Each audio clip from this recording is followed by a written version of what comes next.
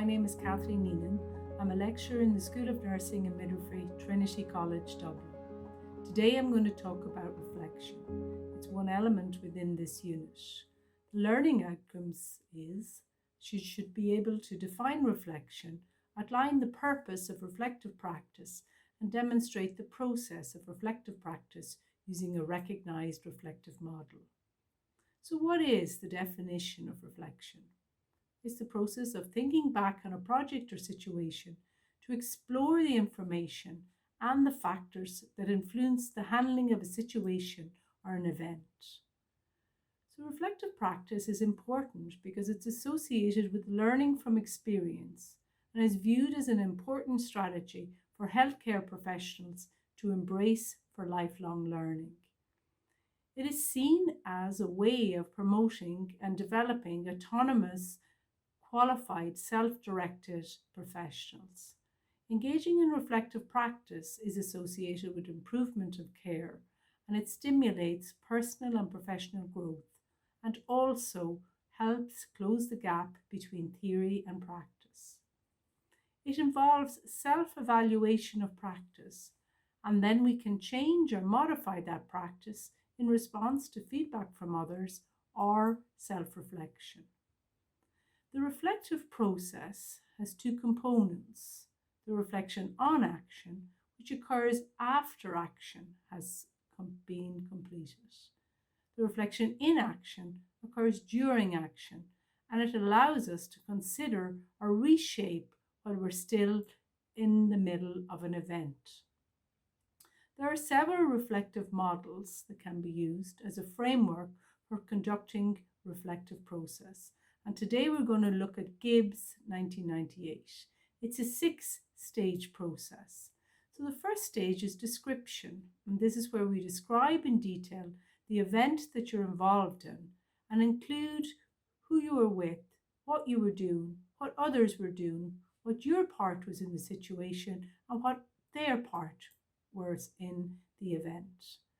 Stage 2 is the feelings. Recall and explore what was going on in your head, why this event sticks in your mind, how you were feeling at the beginning of the event, during the event, after the event, and how other people who were in the situation made you feel. And what do you think now about the situation?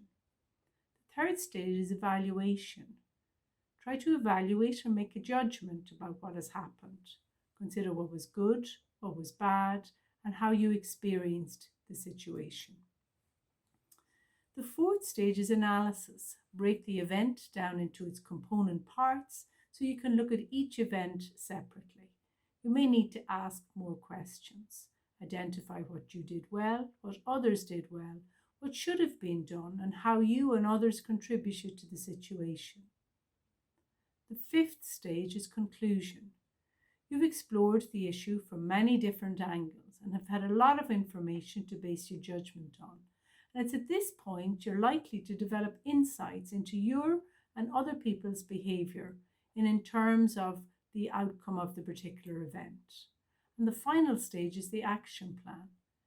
So you think about, if you encounter this event again, how would you act? Would you do it differently or would you do the same? And the process can continue for the following follow-up of a subsequent event. So if you are an effective reflective practitioner, you are able to recognize and explore confusing or unique positive or negative events that occur during your practice. Whereas if you're an ineffective practitioner, it's confined to repetitive, mundane, repeating the same actions over and over, and you deny the opportunity to learn from experience. It's important to reflect to enhance our personal development by increasing our self-awareness.